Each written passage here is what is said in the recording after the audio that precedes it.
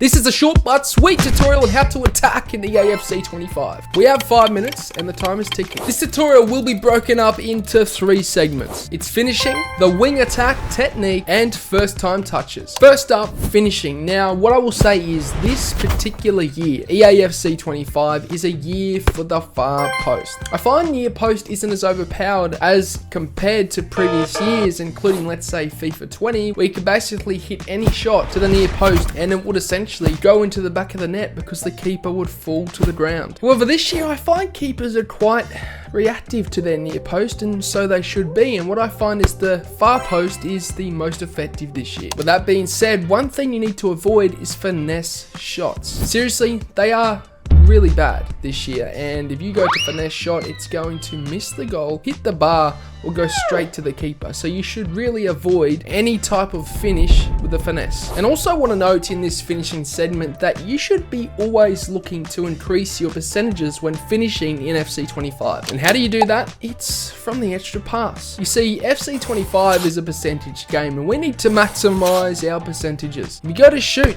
and the opponent blocks it, well, unfortunately, that's a very good chance gone to waste. However, if you look at FC 25 from a percentage point of view, you're going to see reasoning behind finding another pass inside the box to actually improve your chances of converting that shot. You see, a lot of people become tunnel visioned and that causes them to shoot at any glance of goal that they get, when in reality there was actually an attacker in the box, free, away from any defender, that you could have passed to and he would have scored that goal. So a tip from me to you is that you always should look for the extra pass inside the box when attacking in FC 25. Lastly, for finishing, we have timing shots. Now, you may not think this is necessary, but if you compare 2 shooting situations, one where I didn't time and one where I green timed the shot, there is a big difference, and the accuracy and power improved second to none when I timed the shot. You seriously need to learn this, and if you want to, there's a complete guide to time finishing on the channel, so check that out. Second up, we have the wing attack technique. Now, game in, game out, year in, year out, the wing attack technique is something that you need to implement into your attack. Reason being is because you break down opponents very easily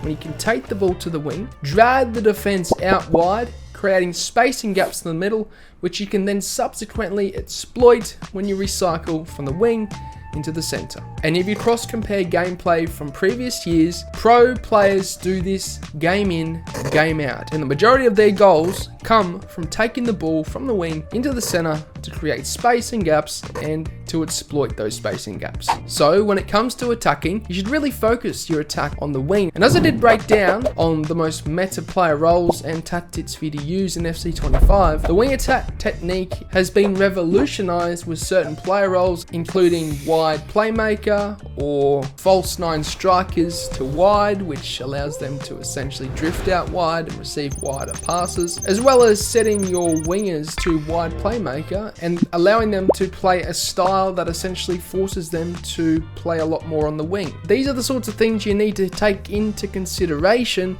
when attempting to build up out wide and playing around with your tactics in FC 25. Lastly, I want to talk about touches. Now, with passing this year, it's quite iffy, and if you go to pass with at least a 45-degree angle away from the attacker that you're attempting to pass into, unfortunately, it will not make him. The accuracy and the power goes down. That is why touches this year are super important, and what you need to do is focus on 2 aspects. Firstly, taking the ball to space, and secondly, predetermining where you need to go next with the touch that you take. When you're taking the ball in, you need to look around and look where the space is. If you look at the defender, you're more inclined to take it towards him first time accidentally with your hand-eye coordination.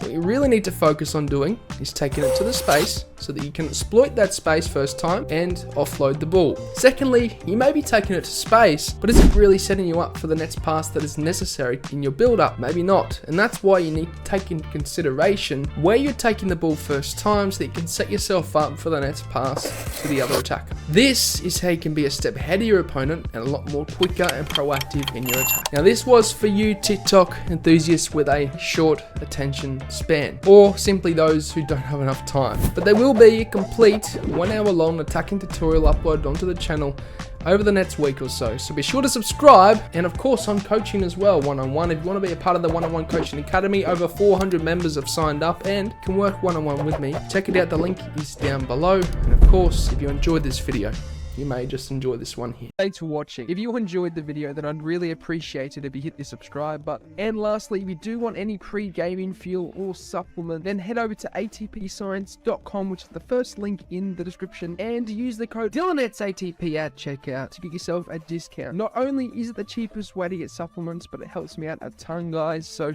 thank you.